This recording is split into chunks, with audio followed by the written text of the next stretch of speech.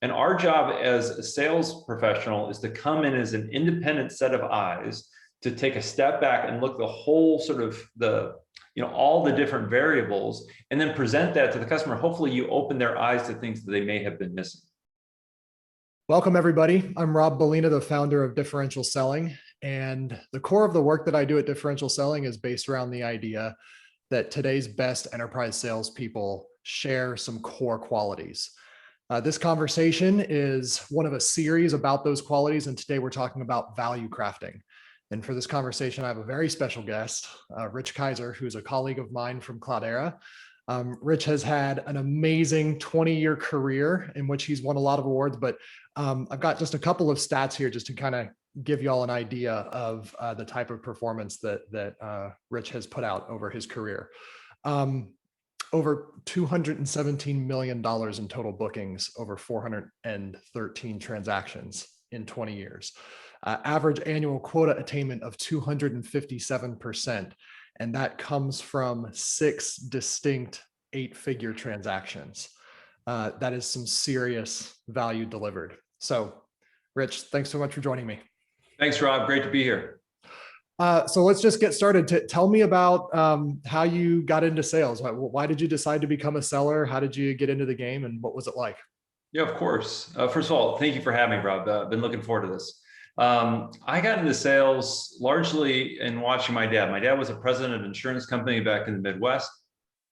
And as a result, he went on a lot of sales calls, and these sales calls were oftentimes on a golf course. And that seemed pretty fun. So I went to college, I got a marketing major, and then I thought, hey, let go in sales because I can play a lot of golf and entertain customers. That sounds great. Well, of course, I decided to sell technology for my career, moved out to the Bay Area. The catch is that none of these engineers that I sell software to play golf. So not a lot of golf played, but that was one of the catalysts to wanting to enter into sales. Yeah, for sure. I was going to say, I've never played much golf in my time, but no, I don't think we picked the right industry, Rob. Okay, so let's talk about this idea of crafting value, discovering value, helping customers realize it. Tell me how you do it. I mean, a lot of what I learned came from watching you and hearing you talk about experiences that you had with customers. Well, I appreciate that, Rob. I don't know if that's true. I think you got natural instincts, but I can tell you what's worked for me. And it really starts with listening to the customer and trying to be a student of that customer's business. The concept of value creation is effectively to identify, okay, here's a problem, and convince the customer that me, the vendor, I have a solution, a unique solution to impact that problem. And I'm going to create value by convincing you that my solution can have a significant impact on that problem. And I'm going to try to quantify what that is. And so value creation to me is this, it's a very tangible idea of saying my solution is going to have this tangible impact on your problem. So that has always been my North Star as I enter into sales negotiations. Usually the first step in that, there's really 3 steps. The first step is really just trying to understand the customer. Most likely there's been some back and forth to get the customer on the line and have a meeting with you, but really use that opportunity to understand, okay, what problem is the customer trying to solve? And being very, asking a lot of questions at that stage. Everybody's probably pretty good at that.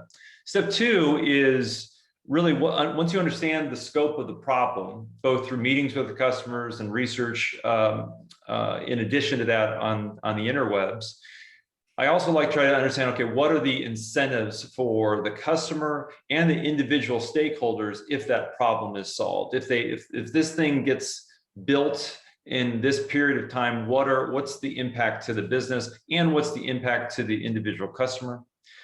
Finally, once then we get to the final step of really quantifying the value, and this is the fun part. of trying to take all of that research about the problem, the people, my solution, and craft what I like to a return on investment, if you will, of you're going to give me this much money for my solution. It's going to impact your problem in X way, and X way is going to have a 20 times ROI over a 3-year period of time. And so then the dance is, how do I convince the customer that my solution is going to have a 20 times ROI from whatever dollar they give me? Mm-hmm. So that is really sort of this 3-step process of value creation in my experience. I always like to shoot a goal for 20x as I'm doing this sort of ROI assessment. It's usually a pretty aggressive goal, but it's still something that I strive for, because if you miss, you're still showing a great deal of value. Anyway, those are some sort of key concepts of how I create value in these conversations. Yeah. And so what I'm hearing is this isn't like you're going off into your cave and you're building up some big presentation and then you're just putting it in front of me like, here it is, here's the ROI. It sounds like this is a series of conversations. It's collaborative with the customer that you're doing with them. Great point. Yes, it is very collaborative. It is not something that you can create after one meeting. It is something that takes a series of meetings. It takes also additional research on that company. You can, today there's so much information out there, especially on public companies, where you can research the sort of the KPIs of that particular company.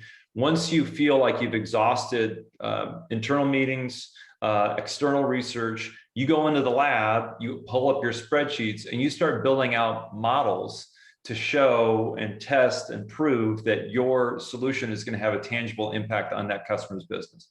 Mm-hmm. And you mentioned incentives for individuals. Is that guesswork, or how do you find out what stakeholders, what's the skin in the game for them? Yeah, you should always ask, but you should be prepared to be disappointed.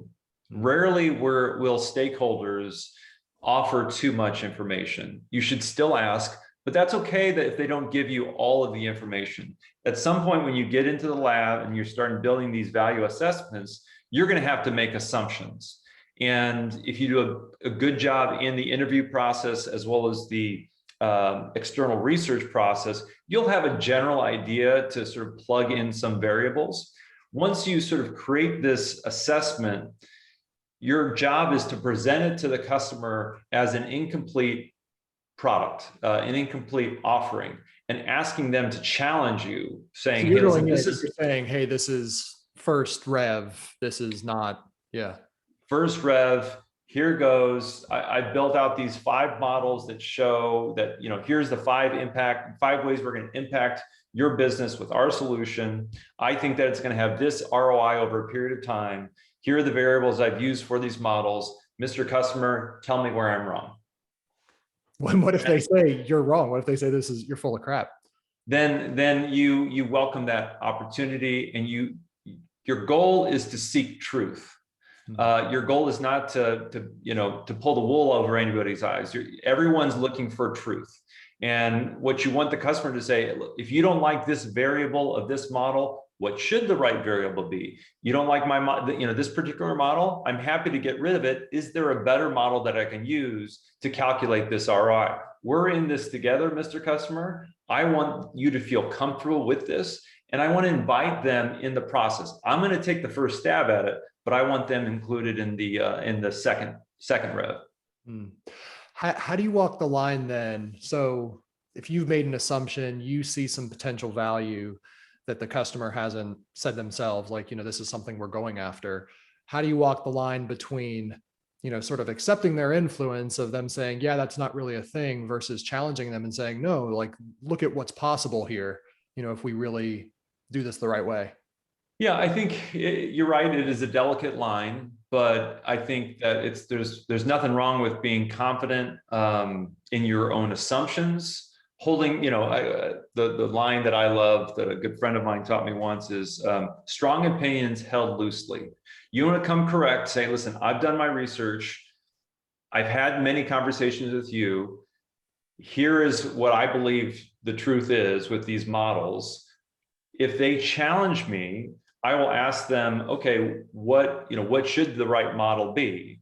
And I also, it's important to be believable. So it's not, you shouldn't try to sort of create like ridiculous numbers, but like if you come in showing that you've done your homework and these are reasonable assumptions, then you're going to get more credibility with that particular customer. If you show outlandish numbers that show like a gazillion dollar ROI over a 1-year period, they're going to throw you off. So it is important to have a firm grasp in reality, but also to be confident and show the customer what they're missing. Because too often in times, just people in general, we see a problem and we only see the tip of the iceberg.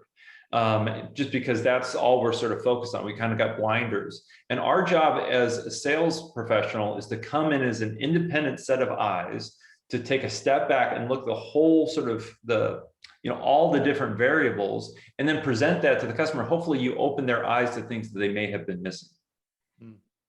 Yeah. I remember one time having a conversation like this, and I think the response, I think I maybe overcooked it a little bit. And the response I got was like, if we actually saved all the money that all of our vendors had told us about, we could run the business 10 times over. Right? Absolutely. And that brings up another good point, Rob. The more often than not, when I have created these models, these ROIs or value assessments, let's call them, the customer does not respond. They try to blow it off. They look at it. They're like, yeah, okay, Mr. Sales Guy, thanks, but let's go move on to the sales negotiation. And that's not a bad response. If that happens, oftentimes I have interpreted that as the customer realizes that I'm close, that I'm not wrong. Like if they tell you you're insane and they come in and they start proving out like these are all your variables that are way off, first of all, that's a win because you're getting them engaged in the process, which they will feel more comfortable with the output, which is great. Maybe it's not as high of a value assessment as you created, but it's at least the accurate one. And you're seeking for truth, you're seeking for accuracy. But if they're dismissive of it, you still get a win as a sales rep because you show that you've done your part to understand their business, and that will get credibility for you as the sales negotiation continues. So either way, whether they engage you on the value assessment or if they're somewhat dismissive, both of those are wins. Now, if they come out and tell you that you're completely insane with this value assessment, probably not a win, but those are the two most likely things that have happened to me. And more often than not, it's okay, that's interesting, but let's move on to the negotiation. What about, so I've talked to clients in this new role that I've been in where, there's sort of this resistance or at least, hesitation towards, well, like, let's not put in a whole big onerous process. We've got customers coming to us and saying, hey, we've got this problem and we solved this problem. And why don't we just like get the quick win and be done with it? Are there some other benefits? Like I can see where something like this makes a lot of sense where you're having to build justification or it's highly competitive, but what's your recommendation if you are a seller and you find yourself in a situation where a customer says, hey, we've got XYZ pain and you fulfill it and we want to do the deal, we want to get it done? Well, I think there's on those circumstances, I have not been opposed to just doing the deal. And acknowledging, hey, you're the customer. I appreciate your business. Happy to solve this one problem. And if you want, I'm happy to negotiate something that addresses this sort of narrow band. But I do believe that there is a lot more there that we can sort of extrapolate. So if you just want to do that deal, that's fine. But I think we're missing an opportunity here and challenging the customer to look, more broadly at the problem, but also the time horizon.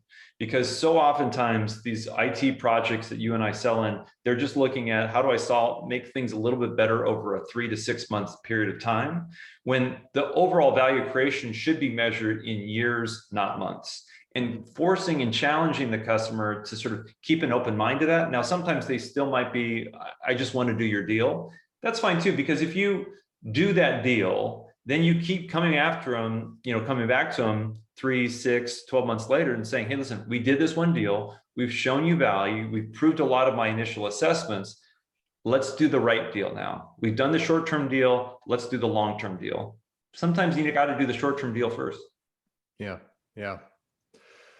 I reached out to you for this topic because I have many memories, but I've one very distinct memory, and I think we were at an SKO or something, and you were giving a presentation about how you had done this with a large customer, and I just remember it like set off a lot of light bulbs for me.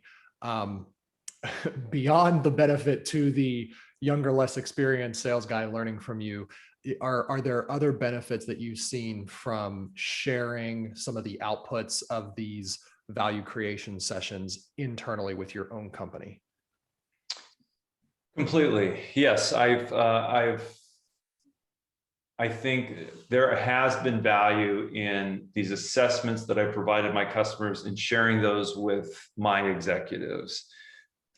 What I've realized, especially joining a company so early, I was the 30th employee at Cloudera, as well as being out in the Bay Area and talking to a lot of these technology startups over the last couple of years, you'd be shocked how arbitrary pricing is. Oftentimes they're like, I have no idea what to set the price at, or let's just, because our competitor is pricing it this way, let's price it the same way because it's more digestible by the customer if we can have this sort of pattern matching. Because of that, and that's of no one's fault. At the end of the day, you don't know what value your product is until you get out there in the market. And so you set the price, and then you let sales reps negotiate that price within a particular band. But as I mentioned, so much of that price setting is arbitrary. So it's up to me to show the customers, show the executives that hey, I did this value assessment, and either we're charging too much or we're not charging enough, given the value that we can create at these particular customers. So I hope, and I think I have had positive impacts on my executives through sharing that information. Yeah. And when it comes to like a situation where you feel like, hey, we're charging too much and you're trying to get a discount approved, I imagine this kind of thing really helps, right? If you're showing the value Absolutely delivered to the customer. Absolutely. Yeah. And that's the larger the company you get to, the more strict and there's more layers to that internal approvals process. So if you can show that you've done this type of homework as a sales rep and you include that in your executive summary for the internal discounts, the likelihood of you getting your requests are much higher. Yeah. So you started your career at Oracle.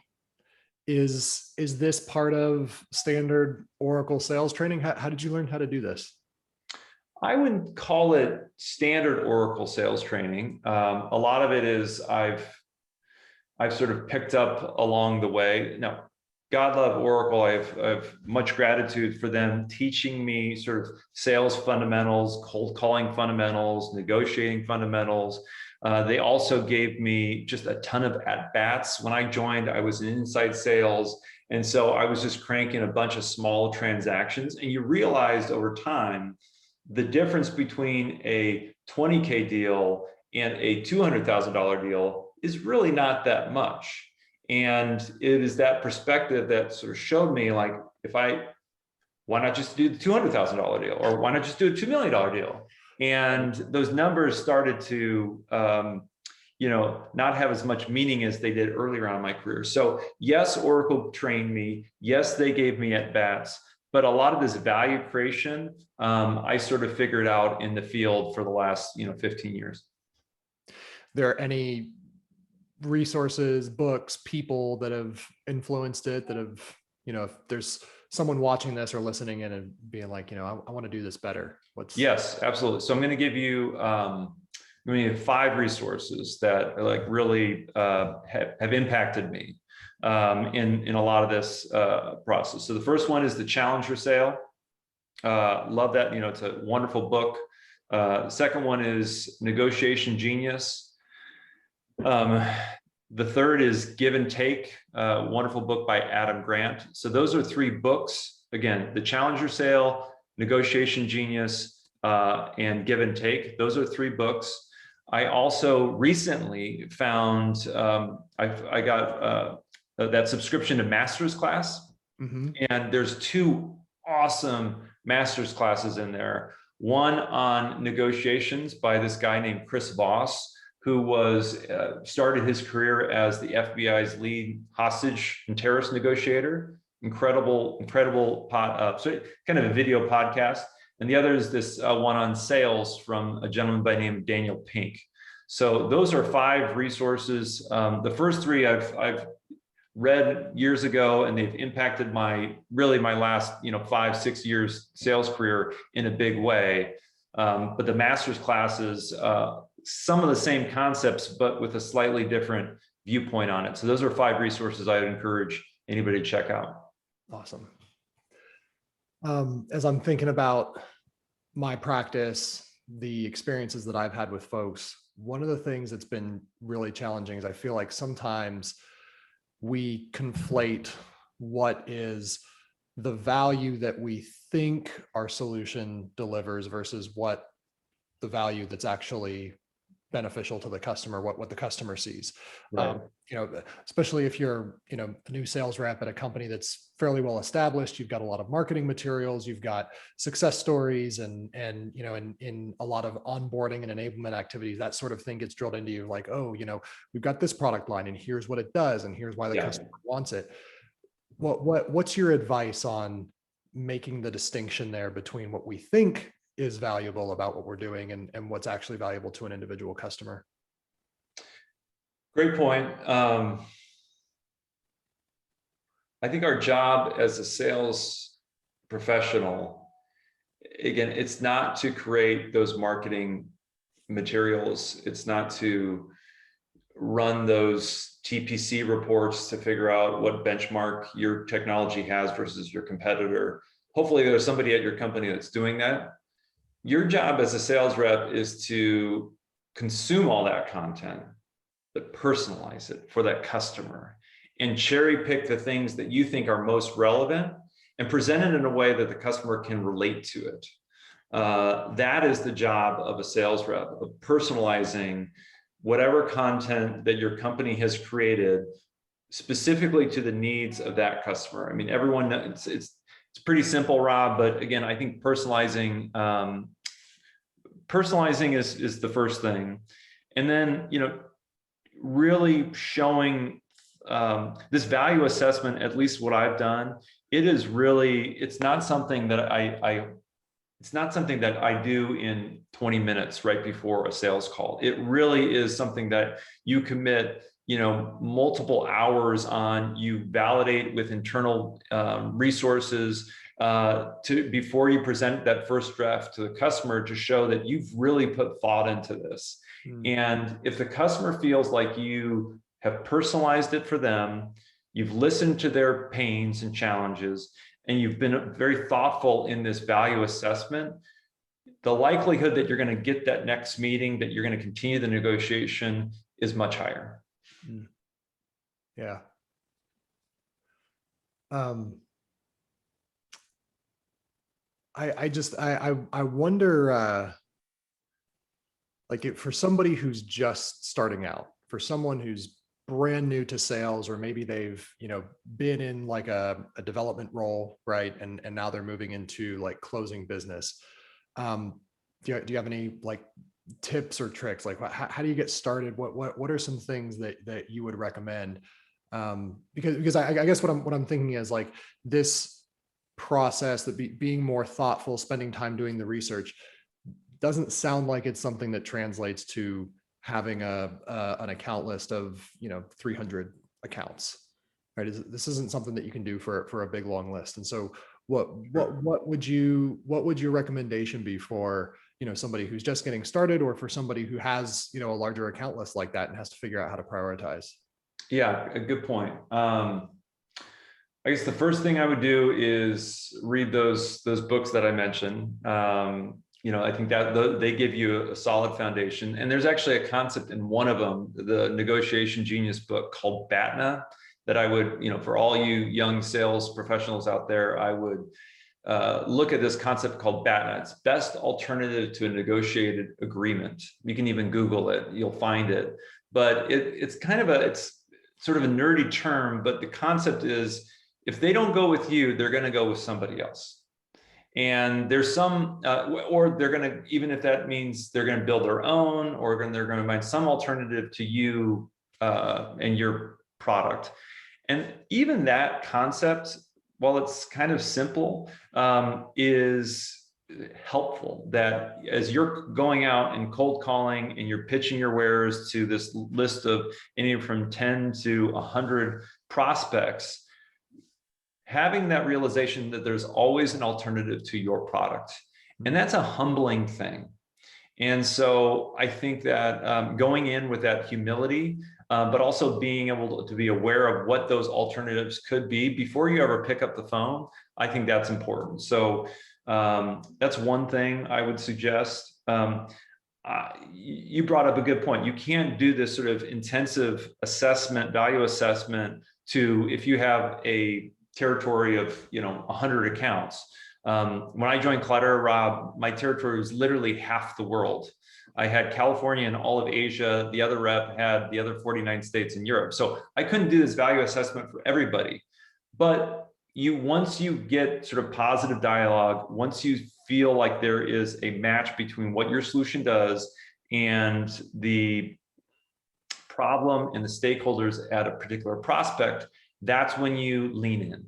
And you only have so many bullets to shoot, but I think that you just trust your instincts when that presents itself. And sometimes you're gonna do all that effort and you're gonna say, wow, that was a huge waste of time. I shouldn't have done it for that customer. But if you do it more over time, you'll figure out, okay, this is when I should run versus this one. This is the time I should walk away. All right. And that can be a hard thing when you've got a quota to deliver, right? That's true. That's true. Good. Okay. Well, listen, this has been really valuable for me and really appreciative of your time. Anything else that you feel like you want to say that I should have asked? You got a pitch you want to make? Well, Rob, it means a lot to me that you asked me on here. I appreciate it. I love sales. I love this process of going in the lab and building these value assessments. I feel like it has really created opportunities for me that wouldn't have been there otherwise. And I do believe that I'm more lucky than good in my career, but focusing on value has really helped me out. So I appreciate you having me. There's nothing else I can add. Again, you asked me to do this. It means a lot. Thank you. Yeah, well, much appreciated. All right. Thanks so much, Rich. We'll talk soon. Thank you, Rob. All right.